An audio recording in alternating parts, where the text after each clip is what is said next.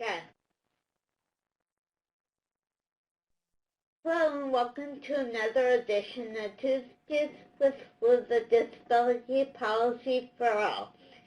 Today we have the great fortune to be talking to Denise Marshall, who is the Executive Director of the Council of Parent, Attorney, and Advocate, and she's also a friend of mine. Today we'll be talking about the new law that President Obama just signed into law, called the Every Student Succeed Act. So welcome, Denise. Thank you, Liz, and thanks for the opportunity to talk on your show, and it's great to see you as always. Okay. Thank you. First of all, I would like to congratulate you as well as our viewers on achieving our wonderful advocates the wonderful advocacy that we did to achieve this new law. So thank you. It's very exciting. The first question I would like to talk about is now that the Every Student Succeed Act has become a law, what changes would you expect to see in the education system? Well, first of all, let me echo what you said in terms of congratulations and thank you to your organization and ours and all of our members who are working hard to keep expectation high for students with disabilities. I know we worked closely with AUCD on many of the provisions, and so I want to thank you also and your members for that.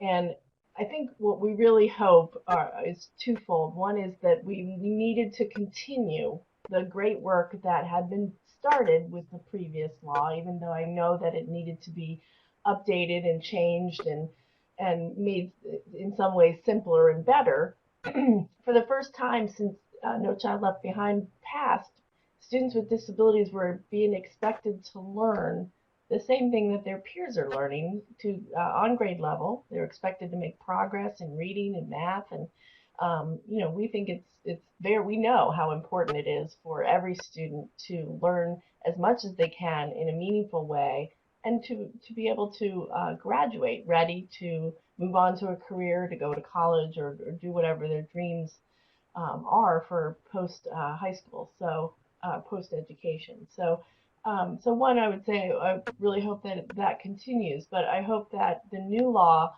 brings not only a renewed emphasis there, but streamlined so that there's more instructional time and less testing, but also a really thoughtful approach at the state level where everybody involved can have a say in the state plan to not only put in place what's necessary for students to learn, but to take a real close look at the data, and if students are not learning, to do something about it. I think that's a key part of the law, is the state plans. Another key piece of the law that we're really looking forward to helping states figure out and do something about is the school climate, to reduce bullying, to reduce school suspensions and push out and criminalization of behaviors that often are because of a student's disability, and that they take steps to reduce and prevent the use of restraint and seclusion. This new law calls for all of those things. It uses the words any aversives that compromise health or safety, which we know means the use of restraint and seclusion. So those are some of the key areas that we're really going to be paying attention to and hope, to see some change in. Thank you. And I noticed that you said careers after school, and I'm really excited that people are saying careers rather than jobs. I think there's a big big difference between those two things.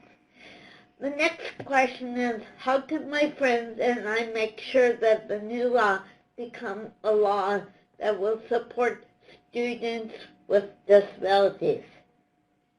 Well, again, this piece of the states really determining what is going to happen in their state is a key area for advocacy.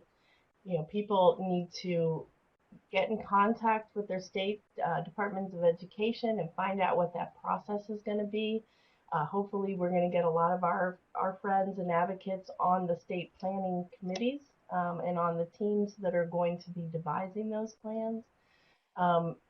So the new law requires that the states determine some of the criteria for how they're going to measure whether a school is succeeding.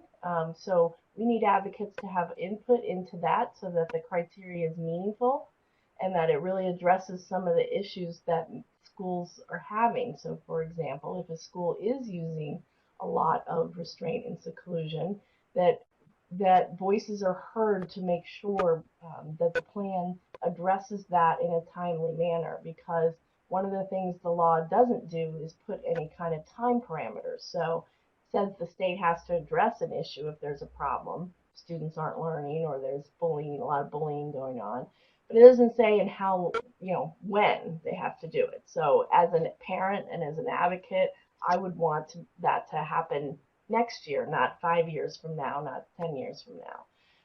So I think that's really a key role for everybody to play at the state level. Okay, thank you. Is there anything else that I missed or that you would like to talk about the new law? Again, just that, everything we do has to be pushing the system forward to support students with disabilities, as you said, to make sure that they have real careers that are meaningful to them and not just a series of jobs or job training, which has all too often been the outcome once a child got out of school. So everything we do has to be referenced towards that, and we're going to make sure that everything in this law, all kids with disabilities are general education students first, even if they do receive services under IDEA or accommodations under 504. So we want to make sure that we keep the expectations high and we push systems to believe that students can achieve and to presume competence and to help them to really help change their life. It really, as when someone learns to read or learns a new skill or does something that they've never done before, it can change their life. And we've seen that happen every day. So that's, I think, going to be a renewed focus for all of us. Thank you. And that's what the law, every student in Succeed Act talks about succeed. That word succeed is so important. So thank you.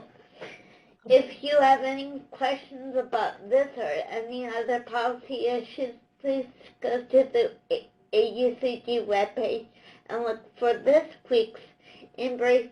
And if you have any questions or comments about this week's Tuesdays with Liz, please leave them in the space below. Thank you and have a nice day and happy holidays. And I look forward to talking to you in the new year. Thanks. Thanks again, Denise. Bye. Thank you, Liz. Happy holidays to you too. Bye.